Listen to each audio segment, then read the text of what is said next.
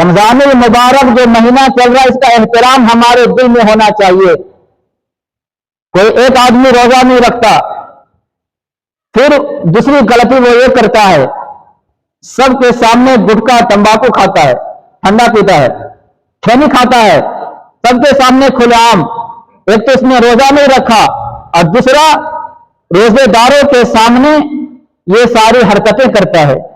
یعنی اس کے دل میں اتنا بھی احترام نہیں ہے کہ یہ مبارک مہینہ چل رہا ہے، اس کی قدر کرنا چاہیے اور اس مبارک مہینے کی عظمت کو دل میں سمانا چاہیے. یہ چیزیں ہونی چاہیے. بازار میں جا کر کے دیکھیے، سڑکوں پر، راستوں پر دیکھیے، ہر طریقے کے لوگ آپ کو مل جائیں گے کہ جو روزہ بھی نہیں رکھتا اور دن دہاڑے وہ کھا رہے ہیں. اسلام کو بدنام جتنا مسلمانوں نے کیا، شاید کہ کسی غیروں نے کیا ہوگا.